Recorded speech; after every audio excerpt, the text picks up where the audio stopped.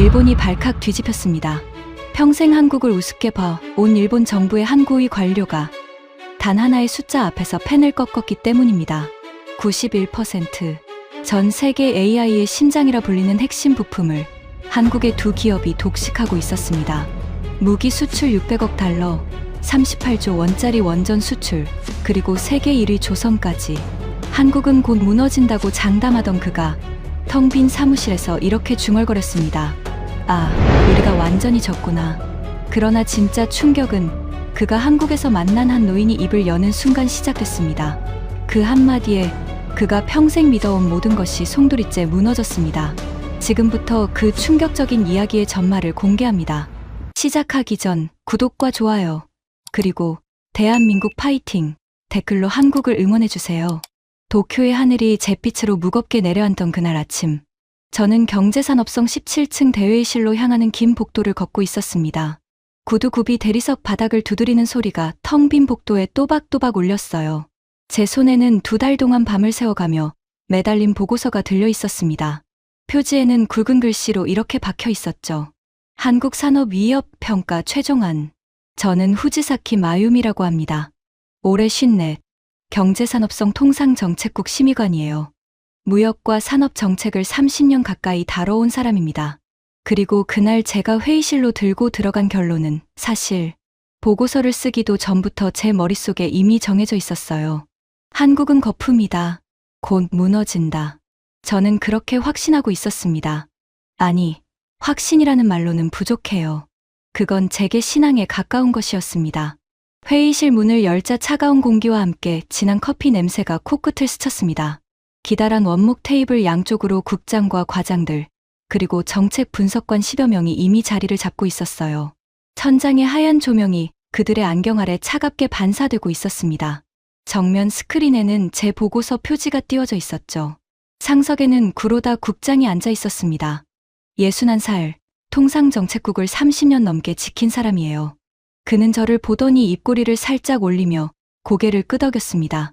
마치 정답을 들고 온 학생을 맞이하는 표정이었죠. 후지사키 심의관, 다들 기다리고 있었어요. 시작하지. 저는 노트북을 연결하고 테이블 끝에 섰습니다. 손끝이 가볍게 떨렸지만 그건 긴장이 아니라 일종의 자신감이었어요. 저는 제가 무슨 말을 할지 정확히 알고 있었으니까요. 결론부터 말씀드리겠습니다. 제 목소리가 회의실에 차분하게 퍼졌습니다. 한국은 우리의 위협이 아닙니다. 한국 경제는 지금 거대한 거품 위에 서 있습니다. 반도체 한 품목에 나라 전체가 매달려 있고 그 반도체마저 결국 우리 일본이 넘겨준 기술 위에서 자라난 것입니다. 거품은 반드시 꺼집니다. 길어야 3년, 한국은 다시 우리 뒤로 돌아올 것입니다. 회의실 곳곳에서 만족스러운 미소가 번졌습니다. 누군가는 펜으로 테이블을 가볍게 두드렸고 누군가는 의자에 등을 기대며 팔짱을 꼈어요. 그 공기가 저는 좋았습니다. 따뜻하고 익숙한 공기였죠. 구로다 국장이 천천히 박수를 쳤습니다. 역시 후지사키 심의관이야. 명쾌하군. 요즘 젊은 친구들은 한윤이 뭐니 하면서 한국을 대단하게 보던데 그게 다 분위기에 휩쓸린 거지. 우리가 누구한테 반도체를 가르쳤나. 우리 일본이 세계 반도체 시장의 절반을 쥐고 있던 그 시절에 한국은 우리 공장에서 기술 하나라도 더 베끼려고 안달이 난 나라였어. 그가 말하는 동안 저는 가만히 미소 지었습니다. 그 말은 제 아버지가 평생 입에 달고 살던 말이기도 했으니까요. 맞습니다, 국장님. 한국은 추격하는 법은 배웠지만 앞서가는 법은 끝내 배우지 못했습니다. 추격자는 앞서가던 자가 멈추는 순간 길을 잃습니다. 저는 그렇게 말하며 다음 장으로 넘기려고 마우스에 손을 올렸습니다. 바로 그때였어요. 테이블 끝에 앉아 있던 가장 어린 분석관. 입성한 지 2년쯤 된 다카기라는 청년이 조심스럽게 손을 들었습니다. 그의 얼굴은 어딘가 창백했고 손에 든 태블릿을 자꾸만 만지작거리고 있었어요. 저 심의관님, 한 가지만 여쭤도 될까요? 구로다 국장이 못마땅한 눈빛으로 그를 흘겨봤지만 저는 여유로웠습니다. 저는 어떤 질문이든 받아칠 자신이 있었거든요. 말해봐요, 다카기 군. 보고서에서 한국 반도체가 거품이라고 하셨는데 그 근거가 메모리 가격 변동성이잖아요. 그런데 지금 전 세계 AI 기업들이 줄을 서서 사가는 HBM이라는 메모리가 있습니다. 고대 역폭 메모리요. 이건 가격이 떨어지기는커녕 없어서 못 파는 상황인데 혹시 이 부분도 거품으로 보시는지요? 순간 회의실이 미묘하게 조용해졌습니다. 저는 HBM이라는 단어를 들은 적이 있었어요. 보고서를 쓰면서 스쳐 지나가긴 했죠. 하지만 솔직히 말하면 깊이 들여다보지 않았습니다. 그저 메모리의 한 종류겠거니 가격이 오르면 또 떨어지겠거니 그렇게 넘겼던 겁니다. HBM도 결국 메모리입니다. 닭하기 군. 반도체 경기는 사이클을 탑니다. 지금 비싸다고 영원히 비싼 게 아니에요. 그리고 그런 고부가 메모리일수록 결국 미국이나 우리가 다시 따라잡게 되어 있습니다. 기술의 정점은 늘 선진국의 몫이니까요. 제 대답에 구로다 국장이 흡족하게 고개를 끄덕였습니다. 닭하기 청년은 무언가 더 말하고 싶은 표정이었지만 결국 입을 다물고 태블릿만 내려다봤어요. 회의는 그대로 마무리됐습니다. 국장은 제 보고서를 그대로 내각경제안보회의에 올리겠다고 했어요. 모두가 자리에서 일어나 저에게 가벼운 격려의 말을 건넸습니다. 그런데 회의실을 나서는 길에 닭하기 청년이 제 옆으로 다가왔습니다. 그는 잠시 망설이더니 거의 들릴 듯 말 듯한 목소리로 이렇게 말했어요. 심의관님, 그 메모리, 일본 기업 점유율이 얼마인지 한번 찾아보시면 조금 놀라실 수도 있어요. 저는 그 말을 흘려들었습니다. 그저 의욕 넘치는 신입의 객기쯤으로 여겼죠. 하지만 그날 밤 텅 빈 사무실에 홀로 남아 그 숫자를 검색하기 전까지 저는 제 인생에서 가장 단단했던 확신이 곧 발밑에서부터 무너져 내리리라는 것을 전혀 짐작조차 하지 못하고 있었습니다. 제가 한국이라는 나라를 어떻게 보게 됐는지 이야기하려면 먼저 제 아버지 이야기를 해야 합니다. 제 아버지는 반도체 기술자였습니다. NEC에서 평생을 보냈어요. 제가 어릴 적 아버지는 일본에서 가장 자부심 강한 사람 중 하나였습니다. 그럴 만도 했죠. 그 시절 일본의 반도체는 세계 그 자체였으니까요. 제가 초등학생이던 무렵 아버지는 저를 무릎에 앉히고 이렇게 말씀하시곤 했습니다. 마유미, 잘 들어라. 지금 이 순간 세계에서 가장 정교한 물건을 만드는 사람들이 바로 우리 일본 사람들이야. 미국도 우리한테 메모리를 사간다. 아빠가 만드는 이 작은 칩 하나가 전 세계 컴퓨터를 움직여. 아버지의 작업복에서는 늘 희미한 약품 냄새와 쇠 냄새가 났습니다. 저는 그 냄새가 좋았어요. 그건 제게 자부심의 냄새였거든요. 아버지가 출근하던 그 거대한 공장은 제 어린 눈에는 세상에서 가장 위대한 성처럼 보였습니다. 그 시절 일본은 정말로 세계의 정점에 있었습니다. 거리에는 돈이 넘쳐 흘렀고 도쿄의 땅값은 미국 전체를 사고도 남는다는 말이 돌았어요. 사람들은 다가올 새 세기가 일본의 시대가 될 거라고 믿어 의심치 않았습니다. 저도 그렇게 자랐습니다. 그런 일본 옆에 한국이 있었습니다. 제가 배운 한국은, 그리고 제 아버지 세대가 본 한국은 늘 우리 뒤를 따라오는 나라였어요. 우리 공장을 견학하고 우리 기술자를 모셔가고 우리가 버린 설비를 사가는 나라. 어른들은 한국을 이야기할 때면 을의 가벼운 비웃음을 머금었습니다. 한국이 아무리 발버둥 쳐도 우리를 따라올 수는 없어. 그들에겐 기초가 없거든. 우리가 100년에 걸쳐 쌓은 걸 그들은 베끼는 것밖에 못해. 저는 그 말을 한치의 의심도 없이 받아들였습니다. 그리고 어른이 되어서도 경제산업성에 들어와 산업정책을 다루면서도 그 생각은 조금도 흔들리지 않았어요. 물론 세월이 흐르며 몇 가지 불편한 소식들이 들려오긴 했습니다. 일본 반도체가 예전 같지 않다는 이야기, 한국 기업이 메모리에서 일본을 앞섰다는 이야기. 하지만 저는 그런 소식들을 들을 때마다 속으로 이렇게 되뇌었습니다. 일시적인 거야.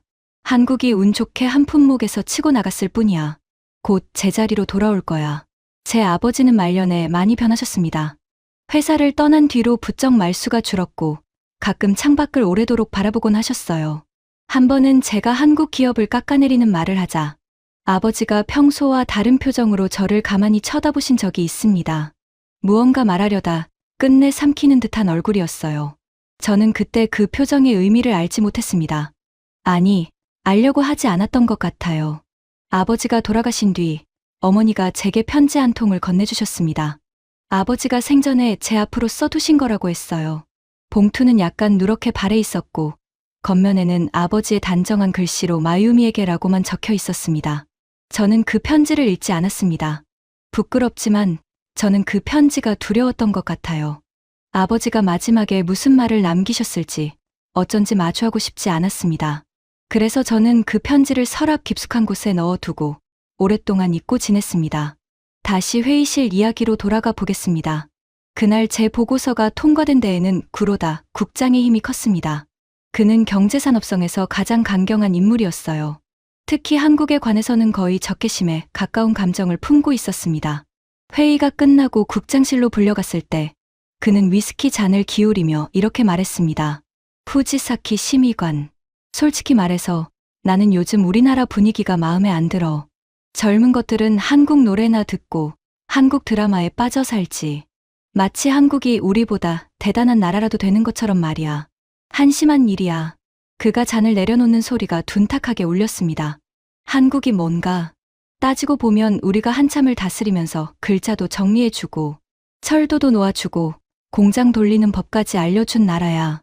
전쟁 끝나고 거짓골이던 그들을 일으켜 세운 것도 따지고 보면 우리 일본의 자본과 기술이었어. 그런데 이제 와서 우리를 앞섰다고? 웃기는 소리지. 은혜도 모르는 족속들이야. 저는 그 말에 고개를 끄덕였습니다. 불편함이 전혀 없었다고는 못하겠어요. 하지만 그때의 저는 국장의 그 거친 말들이 제 안에 있던 오래된 우월감과 정확히 맞아떨어진다는 것을 느꼈습니다. 그건 마치 가려운 곳을 긁어주는 손길 같았죠. 걱정 마십시오, 국장님. 숫자가 모든 걸 증명할 겁니다. 제가 추가 자료를 더 보강해서 한국 경제가 얼마나 위태로운 거품 위에 서 있는지 한 점 의심도 없게 만들어 두겠습니다. 구로다 국장은 만족스럽게 웃었습니다. 그래, 그거야. 자네 같은 사람이 우리 부처의 자존심이지. 내각이 한국을 너무 의식해서 자꾸 저 자세로 나가려고 하는데 자네 보고서가 그 흐름을 끊어줘야 해. 한국 따위에 우리가 굽힐 이유가 없다는 걸 숫자로 못 박아줘. 만에 하나라도 자네 보고서에 한국을 추켜 세우는 문장이 한 줄이라도 들어가면 그땐 자네 자리도 보장 못해. 무슨 말인지 알지? 마지막 말에는 서늘한 협박이 묻어 있었습니다. 하지만 저는 웃으며 고개를 숙였어요. 그때는 그 말이 협박으로 들리지도 않았습니다. 너무도 당연한 결론을 재확인하는 것뿐이라고 여겼으니까요. 저는 국장실을 나서며 다짐했습니다. 완벽한 보고서를 만들겠다고. 한국이라는 거품이 얼마나 허약한지 누구도 반박하지 못하게 증명해 보이겠다고. 그래서 저는 그날 밤 사무실에 홀로 남았습니다. 닭하기 청년이 흘리듯 말했던 그 메모리, HBM의 시장 점유율부터 확인하기로 했어요. 한국 기업이 거기서 얼마나 위태로운 외주를 타고 있는지 그 약점을 찾아내서 보고서의 첫 장에 박아 넣을 생각이었습니다. 저는 그 숫자가 제 확신을 더욱 단단하게 만들어 주리라 믿었습니다. 그날 밤이 제 인생을 둘로 쪼개놓을 줄은 정말 꿈에도 몰랐습니다. 밤 9시가 넘은 사무실은 고요했습니다. 동료들은 모두 퇴근했고 넓은 사무실에는 제 책상 위 스탠드 불빛만 동그랗게 켜져 있었어요. 창밖으로는 도쿄의 야경이 차갑게 반짝이고 있었습니다. 저는 따뜻한 녹차를 한 잔 내려 책상에 올려두고 노트북 앞에 앉았습니다. 자, 어디 보자. 한국 메모리의 약점이 어디 있나. 저는 가벼운 마음으로 자료를 검색하기 시작했습니다. 전 세계 HBM 시장 점유율. 그게 제 첫 검색어였어요. 화면에 그래프 하나가 떠올랐습니다. 처음에 저는 그 그래프를 잘못 본 줄 알았습니다. 그래서 안경을 고쳐 쓰고 다시 들여다봤어요. 화면을 새로 고침하고 다른 자료를 찾아 교차로 확인했습니다. 하지만 숫자는 변하지 않았습니다. 전 세계 HBM 시장에서 SK하이닉스가 차지하는 비중이 58%, 삼성이 33%, 두 한국 기업을 합치면 무려 91%였습니다. 저는 그 숫자를 한참 동안 멍하니 바라봤습니다. 그러면 일본은? 우리 일본 기업의 점유율은 어디 있지? 저는 그래프 아래쪽을 샅샅이 훑었습니다. 그런데 일본 기업의 이름은 그래프 어디에도 없었어요. 점유율이 너무 낮아서 표시조차 되지 않은 겁니다. 사실상 0이었습니다. 손에 들고 있던 녹차 잔이 작게 흔들렸습니다. 저는 그 잔을 조용히 내려놓았어요. 심장이 평소보다 조금 빠르게 뛰는 게 느껴졌습니다. 말도 안 돼. 저는 속으로 중얼거렸습니다. HBM이 그렇게까지 중요한 물건일 리가 없어. 어차피 메모리의 한 종류일 뿐이잖아. 그래서 저는 다음 질문으로 넘어갔습니다. 도대체 이 HBM이라는 게 뭐길래 한국이 91%를 쥐고 있다는 거지? 이게 그렇게 대단한 물건인가? 자료를 읽어 내려갈수록 제 등줄기에 서늘한 기운이 번지기 시작했습니다. HBM은 그냥 메모리가 아니었습니다. 지금 전 세계가 미쳐 돌아가고 있는 인공지능, 그 AI라는 거대한 기계를 움직이는데 반드시 필요한 핵심 부품이었어요. 엔비디아가 만드는 AI 가속기, 구글의 데이터 센터, 마이크로소프트의 클라우드 서버, 그 모든 것이 HBM 없이는 한 발짝도 움직이지 못한다고 했습니다. 그리고 그 HBM을 제대로 만들 수 있는 회사가 지구 위에 단 3곳뿐이라고 했어요. SK하이닉스, 삼성, 그리고 미국의 마이크론. 그중 2곳이 한국 기업이었습니다. 저는 의자에 등을 깊이 기댔습니다. 머릿속에서 무언가가 어긋나는 느낌이었어요. 제가 알던 세상의 그림과 지금 화면에 떠 있는 숫자가 서로 맞물리지 않았습니다. 전 세계 AI의 심장이 사실상 한국의 손에 쥐어져 있다는 뜻이었습니다. 저는 황급히 다른 가능성을 떠올렸습니다. 그래, 미국이 곧 따라잡을 거야. 마이크론이 있잖아. 아니면 우리 일본이 다시 진입하면 돼. 기술의 정점은 늘 선진국의 몫이라고 오늘 낮에 회의실에서 그렇게 말했잖아. 저는 떨리는 손으로 다시 검색했습니다. 왜 다른 나라는 HBM을 못 만드는가? 거기서 저는 또 한 번 충격을 받았습니다. HBM을 만들려면 세 겹의 기술 장벽을 동시에 넘어야 한다고 했어요. 얇은 메모리 칩을 수십 층으로 정교하게 쌓아 올리는 저층 기술, 그 층들을 수직으로 관통해 연결하는 초미세 배선 기술, 그리고 그렇게 쌓아 올린 칩들을 한치의 오차도 없이 결합하는 본딩 기술. 이 3가지를 모두 완벽하게 해내는 기업이 지구에 3곳뿐이고 그 정점에 한국이 있다는 것이었습니다. 저는 문득 낮에 했던 제 말이 떠올랐습니다. 추격자는 앞서가던 자가 멈추는 순간 길을 잃습니다. 그런데 지금 이 숫자가 말하고 있는 건 정반대였습니다. 멈춰선 것은 한국이 아니라 우리 일본이었어요. 길을 잃은 것도 우리였습니다. 그럴 리 없어. 저는 2 손으로 얼굴을 감쌌습니다. 손바닥이 차가웠어요. 이건 분명 메모리 하나의 이야기일 뿐이야. 한국이 우연히 한 품목에서 앞선 것뿐이라고. 다른 산업을 보면 분명히 한국은 비어있을 거야. 반도체 하나의 나라 전체가 매달린 위태로운 외다리 경제일 거야. 내 보고서는 틀리지 않았어. 저는 스스로를 그렇게 다독였습니다. 그리고 노트북을 닫으려 했어요. 바로 그때 화면 한쪽에 떠있던 뉴스 헤드라인 하나가 제 눈을 붙잡았습니다. 한국, 폴란드와 대규모 무기 수출 계약, 누적 수주 600억 달러 돌파. 저는 그 화면을 다시 닫으려던 손을 멈췄습니다. 무기 수출, 한국이 600억 달러. 그건 우리 일본이 평화헌법 때문에 평생 단 한 번도 제대로 해본 적 없는 일이었습니다. 우리 일본은 무기를 마음대로 수출하지 못하는 나라예요. 그런데 우리가 한 수 아래로 봐온 한국이 지금 유럽 한복판에 무기를 팔고 있다는 겁니다. 그것도 600억 달러어치를. 저는 닫으려던 노트북을 도로 열었습니다. 가슴 한구석에서 작고 차가운 두려움이 피어오르고 있었어요. 어쩌면 내가 모르는 무언가가 있을지도 모른다는 아주 불길한 예감이었습니다. 저는 그 뉴스를 클릭했습니다. 그리고 그 순간부터 제가 평생 믿어온 모든 것이 하나씩 무너지기 시작했습니다. 그날 밤 사무실의 시계가 자정을 넘기는 줄도 모르고 저는 화면 앞에 붙들려 있었습니다. 제가 마주한 것은 제가 알던 한국이 아니었습니다. 그리고 저는 아직 진짜 충격이 저를 기다리고 있다는 것을 모르고 있었어요. 저는 그 뉴스를 클릭했습니다. 화면 가득 사진 한 장이 떠올랐어요. 폴란드의 어느 들판이었습니다. 거대한 전차들이 줄지어 늘어서 있었고 그 위로 한국 국기와 폴란드 국기가 나란히 펄럭이고 있었어요. 전차의 차체에는 K2라는 글자가 선명하게 박혀 있었습니다. 저는 기사를 천천히 읽어 내려갔습니다. 한국이 폴란드에 전차를 팔았다는 내용이었어요. 그것도 수백 대를. 거기에 K9이라는 자주포, 천무라는 다연장 로켓까지. 그리고 단순히 완성된 무기를 파는데 그친 게 아니었습니다. 폴란드 현지에 공장을 세워서 폴란드 사람들이 직접 그 무기를 만들 수 있도록 기술까지 통째로 넘겨주고 있었어요. 누적 수주액이 600억 달러를 넘었다고 했습니다. 저는 그 숫자 앞에서 한참을 움직이지 못했습니다. 무기 수출. 그건 우리 일본에게는 금단의 영역이었어요. 우리는 전쟁에서 진 뒤로 평화헌법이라는 족쇄를 차고 살아온 나라입니다. 무기를 마음대로 만들 수도 팔 수도 없었어요. 우리 방위산업은 정부 보조금이나 받으며 자위대에 납품하는 작고 폐쇄적인 시장에 갇혀 있었습니다. 세계 시장에 우리 무기를 내다 판다는 건 상상조차 해본 적 없는 일이었죠. 그런데 한국이 그걸 하고 있었습니다. 유럽 한복판에서 손가락 끝이 차갑게 식는 게 느껴졌습니다. 저는 마우스를 쥔 손에 저도 모르게 힘을 주고 있었어요. 도대체 왜 폴란드는 미국이나 독일이 아니라 한국을 선택했을까? 저는 그 이유가 궁금해서 자료를 더 찾았습니다.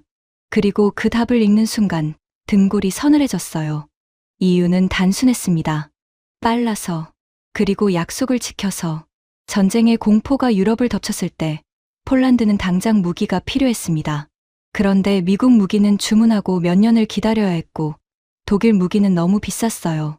바로 그때 한국이 나타나서 이렇게 말한 겁니다. 즉시 납품해 드리겠습니다. 가격도 합리적입니다.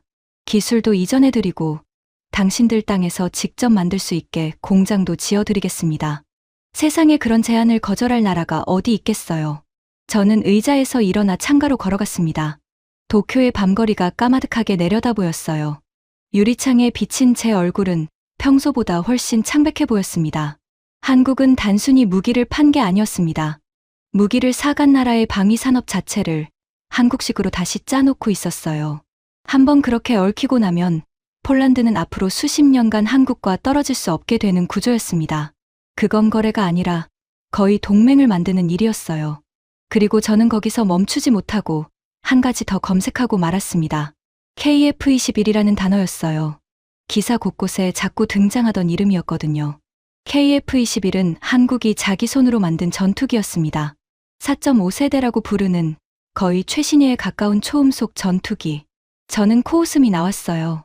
전투기를 자기 힘으로 만든다고? 그건 미국이나 우리 같은 극소수 선진국만 할 수 있는 일이었습니다. 한국이 그걸 해냈다는 게 솔직히 믿기지 않았어요. 그런데 자료를 읽을수록 제 코웃음은 점점 사그라들었습니다. KF-21의 가격이 미국의 최신의 스텔스기인 F-35의 3분의 1 수준이라고 했어요. 성능은 거의 비슷한데 값은 3분의 1. 전 세계에는 F-35를 사고 싶어도 너무 비싸서 못 사는 나라들이 수두룩했습니다. 그런 나라들에게 KF-21은 드디어 손에 넣을 수 있는 고성능 전투기였던 거예요. 인도네시아가 이미 도입을 협상하고 있었고 중동과 동남아의 여러 나라가 줄을 서서 지켜보고 있다고 했습니다. 저는 천천히 창가에서 돌아섰습니다. 가슴이 답답했어요. 숨을 깊이 들이마셨는데도 무언가가 명치를 짓누르는 느낌이 사라지지 않았습니다. 이건 거품이 아니야. 저는 처음으로 아주 또렷하게 그 생각을 했습니다. 메모리 하나의 우연이 아니야. 한국은 반도체에서도 무기에서도 동시에 세계를 흔들고 있어. 그런데도 저는 아직 인정하고 싶지 않았습니다. 그래, 2개일 뿐이야. 반도체와 무기, 딱 2개. 나머지를 보면 분명히 한국은 비어 있을 거야. 저는 그렇게 마지막 희망을 붙들고 다시 노트북 앞에 앉았습니다. 그리고 그 희망마저 곧 산산조각이 났습니다. 다음으로 제가 찾아본 것은 원자력 발전이었습니다. 원전이라면 적어도 이건 한국의 영역이 아닐 거라고 믿었어요. 원전은 미국과 프랑스, 그리고 우리 일본 같은 기술 선진국의 자존심이 걸린 분야였으니까요. 안전과 정밀함이 생명인 아무나 손댈 수 없는 영역이었습니다. 그런데 화면에 뜬 기사의 제목이 제 마지막 자존심을 무너뜨렸습니다. 한국이 체코에 원자력 발전소를 수출하는 계약을 따냈다는 내용이었어요. 계약 규모는 무려 38조 원에 달했습니다. 유럽의 쟁쟁한 경쟁자들을 모두 제치고 한국이 그 거대한 사업을 가져간 거예요. 저는 멍하니 그 숫자를 바라봤습니다. 38조 원. 기사는 그 비결까지 설명하고 있었습니다. 한국은 원전을 약속한 기간 안에 약속한 예산으로 지어내는 거의 유일한 나라라고 했어요. 다른 나라들이 원전을 짓다가 공사가 몇 년씩 늘어지고 비용이 2배, 3배로 불어나는 동안 한국은 정해진 날짜에 정해진 돈으로 완성해냈습니다. 수십 년간 쉬지 않고 원전을 지어온 경험이 그들에게는 있었던 거예요. 게다가 지금 전 세계가 AI 때문에 전기를 미친 듯이 빨아들이고 있다고 했습니다. AI 데이터 센터 하나가 작은 도시 하나만큼의 전기를 먹는다고요. 그래서 모든 나라가 전력 확보에 사활을 걸고 있었습니다. 그런 시대에 원전을 제때 지어낼 수 있는 나라의 가치가 하늘 높이 치솟고 있었어요. 저는 손으로 입을 가렸습니다. 작은 신음이 새어나올 것 같았거든요. 반도체, 무기, 그리고 원전. 3개였습니다. 그리고 저는 마지막으로 한 가지를 더 확인했습니다. 조선. 배를 만드는 일이었어요. 이건 정말로 우리 일본이 한때 세계를 호령했던 분야였습니다. 제가 어릴 적 일본의 조선소들은 세계에서 가장 많은 배를 만들었어요. 그건 우리의 자부심이었습니다. 화면에 뜬 숫자를 보고 저는 눈을 감았습니다. 값비싼 고부가 가치 선박. 그러니까 천연가스를 실어 나르는 거대한 운반선이나 최첨단 선박 같은 아무나 만들 수 없는 배들. 그 시장에서 한국이 차지하는 비중이 70%를 넘는다고 했어요. 우리 일본은 이미 한참 전에 그 경쟁에서 밀려나 있었습니다. 반도체, 무기, 원전, 조선. 네 개의 거대한 엔진이 동시에 전속력으로 돌아가고 있었습니다. 한국이라는 나라 위에서요.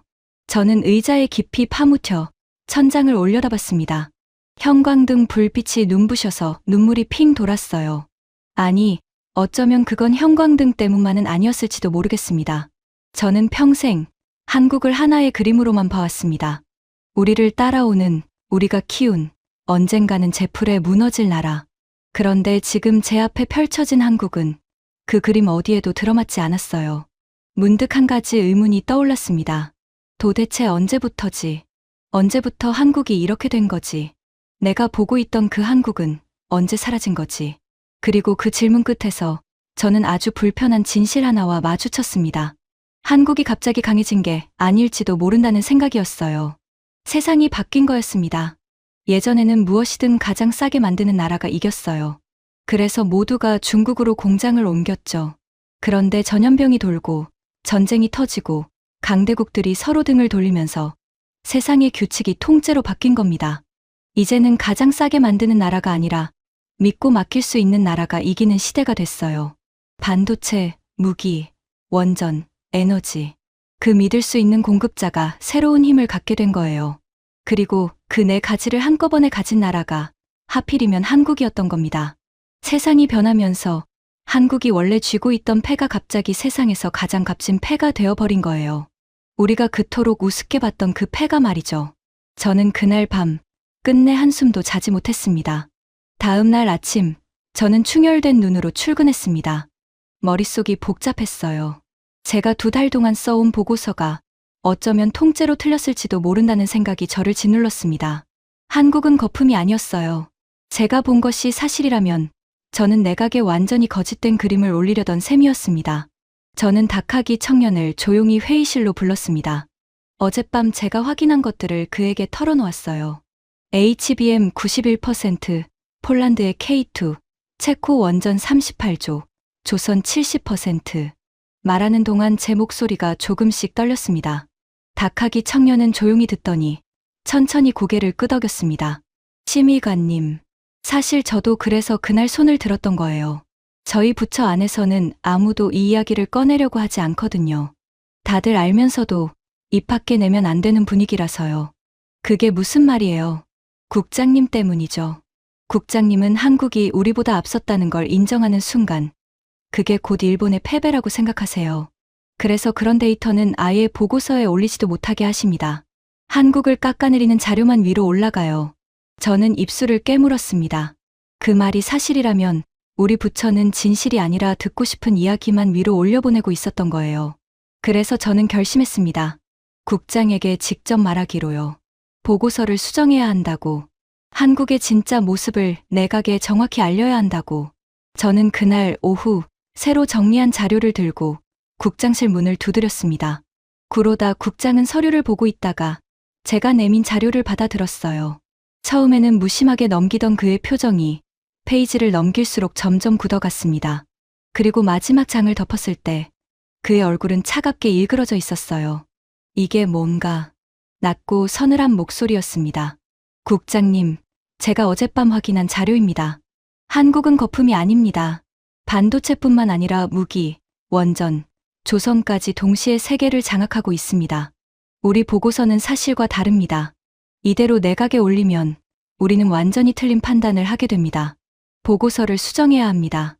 순간 국장이 자리에서 벌떡 일어났습니다. 그가 자료를 책상 위로 거칠게 내던졌어요. 종이가 흩어지며 바닥으로 떨어졌습니다. 후지사키 심의관, 자네 제정신인가? 그의 목소리가 점점 높아졌습니다. 자네까지 그 한심한 한류병에 걸린 건가? 한국이 우리를 앞섰다고? 그래서 뭐? 그걸 내각에다 대고 떠벌리자고? 일본이 한국 따위에 졌다고 정부 공식 문서에 박아 넣자는 건가? 국장님, 이건 감정의 문제가 아니라 사실의 문제입니다. 숫자가 다 나와 있습니다. 숫자. 그가 비웃듯 코웃음을 쳤습니다. 숫자가 다 무슨 소용이야. 숫자는 만드는 사람 마음이야. 한국에 유리한 숫자만 골라보니까 한국이 대단해 보이는 거지. 자네 그 자료 당장 폐기해. 보고서는 원래대로 간다. 한국은 거품이다. 곧 무너진다. 그게 결론이야. 저는 믿을 수가 없었습니다. 국장님, 그건 진실을 묻어버리는 겁니다. 그 순간 구로다 국장의 눈빛이 섬뜩하게 변했습니다. 그는 천천히 제 책상 앞으로 걸어와 저를 내려다보며 말했어요. 후지사키 심의관, 내가 자네 아버지를 알지. NEC에서 반도체 만들던 그 양반. 평생 일본 반도체에 자부심 하나로 살다 가신 분 아닌가. 저는 숨이 멎는 것 같았습니다. 그가 왜 갑자기 제 아버지를 입에 올리는지 불길한 예감이 들었어요. 그런 양반의 딸이 일본이 한국한테 졌다는 보고서를 쓰겠다고? 자네 아버지가 무덤에서 뭐라고 하시겠나. 평생 바친 일본 반도체가 딸 손에 의해 한국 발밑에 무릎 꿇는 꼴을 보면서 말이야. 그 말은 칼날 같았습니다. 가장 아픈 곳을 정확히 찔러 들어왔어요. 저는 아무 말도 하지 못하고 그를 올려다봤습니다. 가슴속에서 분노와 모욕감이 뜨겁게 끓어올랐지만 동시에 그 말이 제 발목을 붙잡았어요. 정말로 아버지라면 뭐라고 하셨을까? 잘 들어. 후지사키 심의관. 국장이 마지막으로 못을 박았습니다. 이 자료는 없던 일로 해. 보고서는 원한대로 올린다. 만약 자네가 이걸 끝까지 고집한다면 자네 경력은 여기서 끝이야. 내가 분명히 경고했어. 그는 차갑게 등을 돌렸습니다. 저는 흩어진 자료를 주워들고 국장실을 나왔습니다. 손이 떨렸어요. 분해서인지 무서워서인지 아니면 그 말이 정말로 맞을까봐 두려워서인지 저도 알 수 없었습니다. 복도 끝에서 다카기 청년이 저를 기다리고 있었습니다. 그는 제 표정만 보고도 무슨 일이 있었는지 짐작한 듯 했어요. 그가 조용히 말했습니다. 심의관님, 그래도 진실을 아신 분이 여기 한 분이라도 계셔서 다행이에요. 저는 심의관님 편입니다. 처음으로 제 편이 생긴 순간이었습니다. 단 한 명이었지만요. 그날 밤, 저는 집으로 돌아와 오랫동안 잠들지 못했습니다. 국장의 말이 귓가에 맴돌았어요. 자네 아버지가 무덤에서 뭐라고 하시겠나. 그리고 그 말 끝에서 저는 문득 한 가지를 떠올렸습니다. 서랍 깊숙이 넣어둔 아버지의 편지였습니다. 저는 침실 옷장 깊은 곳에서 낡은 상자 하나를 꺼냈습니다. 그 안에는 아버지의 유품 몇 가지가 들어 있었어요. 오래된 손목시계, 빛바랜 사진 몇 장, 그리고 누렇게 변색된 봉투 하나. 겉면에는 아버지의 단정한 글씨로 마유미에게라고 적혀 있었습니다. 몇 년째 손도 대지 못했던 편지였어요. 저는 떨리는 손으로 봉투를 열었습니다. 종이를 펼치자 아버지 특유의 반듯한 글씨가 눈에 들어왔습니다. 잉크가 조금 번진 부분도 있었어요. 마치 쓰는 동안 무언가 망설였던 것처럼요. 저는 그 편지를 천천히 읽기 시작했습니다. 사랑하는 마유미에게, 내가 이 편지를 읽을 때쯤이면 아빠는 이미 곁에 없겠지. 그래서 살아서는 차마 하지 못했던 이야기를 이렇게 글로 남긴다. 저는 침대 끝에 걸터 앉아 한 글자 한 글자를 눈으로 따라갔습니다. 너는 어릴 적부터 아빠가 세상에서 가장 위대한 일을 한다고 믿었지. 일본이 세계 최고라고 믿었고 아빠가 그렇게 가르쳤으니까. 그런데 마유미, 아빠는 너에게 한 가지 거짓말을 했단다. 아니, 거짓말이라기보다는 차마 말하지 못한 진실이라고 해야겠구나. 편지를 쥔 손이 미세하게 떨렸습니다. 아빠가 한창 반도체를 만들던 시절, 일본은 정말로 세계 최고였다. 그런데 어느 순간부터 우리 뒤를 따라오던 한국이 무서운 속도로 따라붙기 시작했어. 처음엔 다들 비웃었지. 저것들이 뭘 알겠어 하고 말이야. 아빠도 그랬단다. 다음 문장에서 제 심장이 쿵 내려앉았습니다. 그런데 마유미, 우리는 결국 그들에게 졌다. 메모리에서 우리가 그렇게 자랑하던 그 메모리에서 한국에게 완전히 따라잡혔어. 아빠는 그 과정을 회사 안에서 두 눈으로 똑똑히 지켜봤단다. 저는 숨을 죽이고 다음 줄로 넘어갔어요. 한동안 아빠는 그 이유를 받아들이지 못했다. 한국이 우리 기술을 훔쳤을 거라고, 정부가 부당하게 밀어줬을 거라고, 별의별 핑계를 다 댔지. 우리가 졌다는 사실을 인정하는 게 너무 두려웠으니까. 그런데 마유미, 시간이 흐르고 나서야 아빠는 진짜 이유를 알게 됐단다. 편지의 글씨가 그 부분에서 유독 진하게 눌려 있었습니다. 아버지가 힘주었었다는 걸 저는 알 수 있었어요. 우리가 진 건 한국이 우리 것을 훔쳐서가 아니었다. 우리가 배가 불렀기 때문이야. 우리는 이미 정상에 올랐다고 생각해서 더 이상 절박하지 않았어. 도전을 멈췄지. 실패가 두려워서 가진 걸 지키는 데만 급급했단다. 그런데 한국은 달랐어. 그들은 아무것도 없었기 때문에 모든 걸 걸었다. 우리가 안 된다고 포기한 일에 그들은 목숨을 걸고 매달렸어. 저는 손등으로 눈을 닦았습니다. 어느새 눈물이 흐르고 있었어요. 아빠가 회사를 떠나기 직전에 한 한국인 기술자를 만난 적이 있다. 강대철이라는 사람이었어. 그때 아빠는 그가 미웠다. 우리를 이긴 사람이었으니까. 그런데 그 사람과 며칠을 함께 일하면서 아빠는 깨달았단다. 그는 우리가 오래전에 잃어버린 것을 가지고 있었어. 눈빛이 달랐다. 절박함과 자존심과 멈추지 않는 도전 정신. 아빠가 젊은 시절에 가졌다가 어느새 잃어버린 바로 그것 말이야. 저는 편지를 가슴에 끌어안았습니다. 아버지가, 제가 평생 자랑스러워했던 그 아버지가 한국인 앞에서 그런 깨달음을 얻었다는 사실이 믿기지 않았어요. 그런데 동시에 이상하게도 그 글이 제 마음 깊은 곳을 울렸습니다. 저는 다시 편지로 눈을 돌렸습니다. 마지막 문단이었어요. 마유미, 아빠는 내가 일본을 사랑하는 사람으로 자라기를 바랐다. 그건 지금도 변함없어. 하지만 진짜 일본을 사랑한다는 건 우리가 강하다고 우기는 게 아니라 우리가 어디서 길을 잃었는지 똑바로 보는 거란다. 그러니 부탁이 있다. 한국을 얕보지 마라. 그들을 미워하는 데 힘을 쓰지 말고 그들에게서 우리가 잃어버린 것을 배워라. 그것이 아빠가 너에게 남기는 마지막 부탁이다. 너를 사랑하는 아빠가. 편지가 끝났습니다. 저는 한참 동안 침대에 앉아 소리 없이 울었습니다. 창밖에서는 새벽이 밝아오고 있었어요. 차가운 푸른빛이 방 안으로 천천히 스며들었습니다. 아버지는 알고 계셨던 거예요. 제가 평생 붙들고 있던 그 우월감이 사실은 두려움을 가리는 가면이었다는 걸. 그리고 그 두려움 때문에 우리가 진짜 중요한 것을 놓치고 있다는 걸요. 국장의 말이 다시 떠올랐습니다. 자네 아버지가 무덤에서 뭐라고 하시겠나. 저는 이제 그 답을 알았습니다. 아버지라면 진실을 똑바로 보라고 하셨을 거예요. 한국을 얕보지 말라고, 그들에게서 배우라고. 저는 눈물을 닦고 편지를 다시 곱게 접었습니다. 그리고 그 안에 적힌 이름 하나를 가만히 입속으로 되뇌었어요. 강대철. 아버지를 이겼고, 그리고 아버지가 끝내 존경하게 된 그 한국인. 문득 그 사람을 만나고 싶다는 생각이 들었습니다. 아버지가 마지막 순간까지 마음에 품었던 그 사람을 제 눈으로 직접 보고 싶었어요. 그리고 묻고 싶었습니다. 당신들은 우리가 잃어버린 그것을 어떻게 끝까지 지킬 수 있었느냐고. 저는 그날 아침 한국으로 가는 비행기 표를 알아보기 시작했습니다.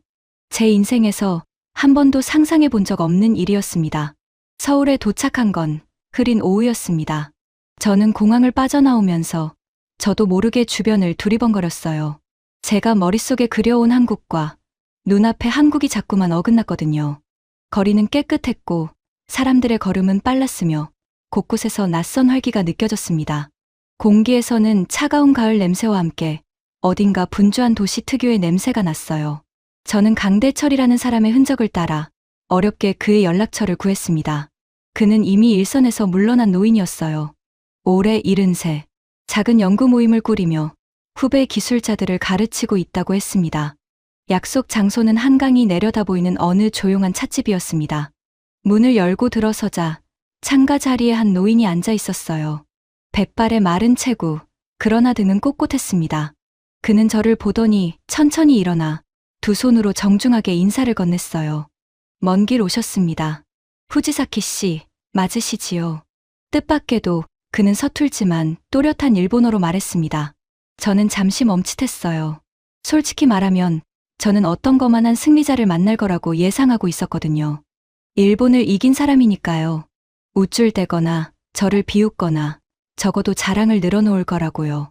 그런데 제 앞에 선 노인에게서는 그런 기색이 조금도 보이지 않았습니다.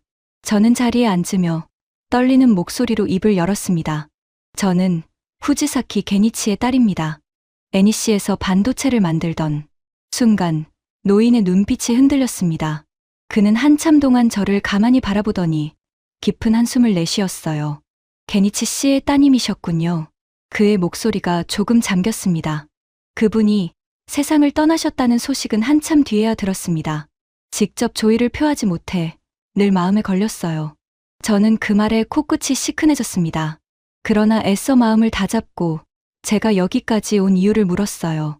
강 선생님, 저는 평생 한국을 우습게 봤습니다. 우리가 키운 제자라고, 곧 무너질 거품이라고요. 그런데 제가 틀렸더군요. 반도체도, 무기도, 원전도, 배도 한국이 세계를 앞서고 있었습니다. 저는 그게 도무지 이해가 되지 않습니다. 저는 잠시 숨을 골랐습니다. 도대체 어떻게 한 겁니까? 우리 일본이 정상에 있을 때 당신들은 아무것도 없었잖아요. 그런데 어떻게 우리를 넘어선 거죠? 노인은 창밖의 강을 잠시 바라봤습니다. 그리고 천천히 입을 열었어요. 후지사키 씨, 제가 젊었을 때 우리나라는 정말 가진 게 없었습니다. 전쟁으로 다 부서지고 땅에는 먹을 것도 없었어요. 저는 어린 시절 끼니를 거르는 게 일상이었습니다. 그런 나라에서 반도체를 만들겠다고 했을 때 세상 모두가 비웃었지요. 일본도 미국도요. 그의 주름진 손이 찻잔을 가만히 감쌌습니다. 하지만 우리는 잃을 게 없었습니다. 그래서 다 걸 수 있었어요. 안 되면 굶어 죽는다는 각오로요. 밤을 새우는 건 당연했고 실패하면 또 하고 또 했습니다. 일본 기술자들이 퇴근한 뒤에도 우리는 공장에 남아 불을 켜놨어요. 그게 우리가 가진 전부였습니다. 절박함이요. 저는 아버지의 편지가 떠올랐습니다. 그들은 아무것도 없었기 때문에 모든 걸 걸었다. 토시 하나 다르지 않았어요. 그런데 강 선생님, 저는 조심스럽게 물었습니다. 이긴 사람치고는 너무 담담하시네요. 저 같으면 일본을 향해 한마디쯤 했을 텐데요. 그동안 우리를 무시했던 일본을 향해서요. 노인은 잔잔하게 웃었습니다. 그리고 고개를 저었어요. 후지사키 씨, 저는 일본을 이겼다고 생각하지 않습니다. 저는 그 말에 어리둥절했습니다. 우리는 일본을 미워하며 달려온 게 아니에요. 우리는 그저 살아남으려고 달렸을 뿐입니다. 그리고 솔직히 말하면 저는 일본에게서 정말 많은 걸 배웠어요. 당신 아버님 같은 분들에게서요. 그가 저를 똑바로 바라봤습니다. 당신 아버님은 제가 만난 가장 훌륭한 기술자 중 한 분이셨습니다. 그분은 우리를 적으로만 보지 않으셨어요. 마지막에 함께 일할 때 저에게 이렇게 말씀하셨지요. 자네들은 우리가 잃어버린 눈빛을 가졌다고. 그 눈빛을 끝까지 잃지 말라고요. 저는 그 말을 평생 가슴에 새기고 살았습니다. 저는 끝내 눈물을 참지 못했습니다. 아버지가 이 사람에게도 그 말을 했던 거예요. 편지에 적힌 것과 똑같은 마음을 이 한국인 노인에게도 전했던 겁니다. 적이라고 미워하면서도 끝내 그 진심을 숨기지 못했던 거죠. 저는 손수건으로 눈물을 닦으며 떨리는 목소리로 말했습니다. 아버지가 저에게 남긴 편지에도 똑같은 말이 있었어요. 한국을 얕보지 말라고, 그들에게서 우리가 잃어버린 것을 배우라고요. 노인의 눈가도 어느새 붉어져 있었습니다. 그 순간 저는 마음속 깊은 곳에서 무언가가 완전히 무너지는 것을 느꼈습니다. 제가 평생 붙들고 있던 그 단단한 우월감이 마지막 한 조각까지 부서져 내렸어요. 우리가 졌다. 저는 속으로 그렇게 인정했습니다. 완전히 졌어. 변명할 여지도 없이. 그런데 이상하게도 그 인정은 비참하지 않았습니다. 오히려 어떤 후련함이 가슴 깊은 곳에서 차오르고 있었어요. 평생을 짓눌러 온 무거운 갑옷 하나를 마침내 벗어 던진 기분이었습니다. 저는 노인에게 깊이 고개를 숙였습니다. 강 선생님, 우리 아버지를 기억해 주셔서 감사합니다. 그리고 우리가 졌다는 걸 이제야 인정합니다. 노인은 부드럽게 웃으며 제 손을 가만히 잡았습니다. 후지사키 씨, 이긴다 진다, 그게 전부가 아니에요. 당신 아버님은 끝내 진실을 보셨습니다. 그리고 그 진실을 당신에게 물려주셨어요. 그게 진짜 위대한 겁니다. 당신은 좋은 아버지를 두셨어요. 저는 그날 한강이 어둑해질 때까지 노인과 이야기를 나눴습니다. 헤어질 무렵 창밖으로 서울의 불빛이 하나둘 켜지고 있었어요. 그 불빛들이 그날따라 유난히 따뜻하게 보였습니다. 도쿄로 돌아온 저는 곧장 사무실로 향했습니다. 저는 2달 동안 매달렸던 그 보고서를 화면에 띄웠어요. 표지에는 여전히 굵은 글씨가 박혀 있었습니다. 한국 산업 위협 평가. 결론은 한국은 거품이다. 곧 무너진다였죠. 저는 그 결론 부분에 커서를 가져갔습니다. 그리고 한 글자씩 지워 나갔어요. 손이 더 이상 떨리지 않았습니다. 저는 새로운 보고서를 쓰기 시작했습니다. 이번에는 진실을 적었어요. 한국이 반도체와 무기, 원전과 조선이라는 4개의 엔진을 동시에 가동하며 세계의 새로운 축으로 떠올랐다는 것. 우리 일본이 어디서 길을 잃었는지, 그리고 우리가 한국을 미워하는데 힘을 쏟는 대신 그들에게서 무엇을 배워야 하는지를요. 보고서의 마지막 장에 저는 이렇게 적었습니다. 우리가 패배한 것은 한국이 우리를 추월했기 때문이 아니다. 우리가 추월당하고도 그 사실을 인정하지 않으려 했기 때문이다. 진짜 위협은 한국이 아니라 진실을 외면하려는 우리 자신의 태도다. 저는 그 보고서를 출력해 곧장 국장실로 향했습니다. 구로다 국장은 제가 내민 새 보고서를 받아들고 결론을 읽더니 얼굴이 시뻘겋게 달아올랐습니다. 후지사키 심의관. 자네 끝내 이러기로 한 건가? 네, 국장님. 이게 진실입니다. 진실? 그가 보고서를 책상에 내리쳤습니다. 내가 분명히 경고했지. 자네 경력은 여기서 끝이라고. 이딴 보고서를 내가 위로 올릴 것 같나? 어림없어. 당장 폐기하고 원래대로 다시 써. 마지막 기회야. 저는 그를 똑바로 바라봤습니다. 더 이상 두렵지 않았어요. 국장님, 저는 이미 이 보고서를 내각 경제안보 회의에 직접 제출했습니다. 오늘 아침에요. 국장의 얼굴이 새하얗게 질렸습니다. 뭐라고? 국장님께서 막으실 걸 알고 있었으니까요. 그래서 정식 절차를 밟아 위원회에 직접 올렸습니다. 이제 이건 묻을 수 없습니다. 구로다 국장은 부들부들 떨며 저를 노려봤습니다. 그러나 그의 입에서는 끝내 한마디도 나오지 못했어요. 그는 진실을 인정하는 대신 마지막까지 그것을 부정하는 쪽을 택한 사람이었습니다. 그래서 그 순간 그는 더없이 초라해 보였어요. 한때 제가 두려워했던 그 위세는 어디에도 없었습니다. 저는 그에게 가볍게 목례하고 국장실을 나왔습니다. 복도에서 다카기 청년이 저를 기다리고 있었습니다. 그는 제 표정을 보더니 환하게 웃었어요. 심의관님, 해내셨군요. 우리가 해낸 거죠, 다카기 군. 며칠 뒤 제 보고서는 내각회의에서 큰 반향을 일으켰습니다. 처음에는 믿지 않으려던 사람들도 제가 제시한 숫자 앞에서는 입을 다물 수밖에 없었어요. 우리 부처의 분위기도 조금씩 달라지기 시작했습니다. 한국을 무조건 깎아내리던 흐름이 한국에게서 배우자는 목소리로 바뀌어 갔어요. 저는 그제야 깨달았습니다.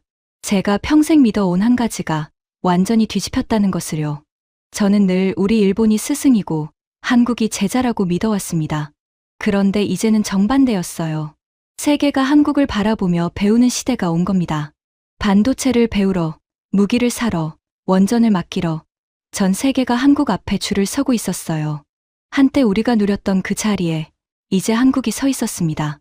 하지만 저는 더 이상 그것이 분하지 않았습니다. 아버지의 말씀처럼 진짜 강함이란 우리가 강하다고 우기는 게 아니라 우리가 어디서 길을 잃었는지 똑바로 보는 것이었으니까요. 얼마 전 저는 강대철 선생님께 편지를 한 통 붙였습니다.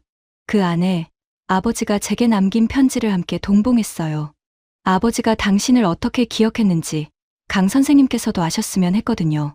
두 분이 비록적으로 만났지만 끝내 서로를 존경했던 그 마음이 어딘가에 오래 남기를 바랐습니다. 저는 지금도 가끔 한강이 내려다 보이던 그 찻집을 떠올립니다. 그곳에서 만난 한국이라는 나라는 제가 평생 그려온 그림과는 완전히 다른 모습이었어요. 가진 것 하나 없는 곳에서 굶어가며 모든 걸 걸었던 사람들. 그렇게 일어선 뒤에도 거만해지지 않고 한때의 적조차 존경할 줄 알았던 사람들. 그들이 지금 세계의 한복판에 우뚝 서 있었습니다. 그리고 저는 이제 압니다. 그들이 거기까지 간 것은 우연이 아니었다는 것을요. 우리가 배가 불러 멈춰선 그 자리에서 그들은 멈추지 않았기 때문입니다. 여러분은 어떻게 생각하시나요? 평생 믿어온 것이 무너지는 순간을 여러분이라면 어떻게 마주하시겠습니까? 저처럼 진실을 외면하는데 평생을 쓰시겠습니까? 아니면 제 아버지처럼 끝내 그 진실을 똑바로 바라보시겠습니까? 마무리 공백 포함 342자.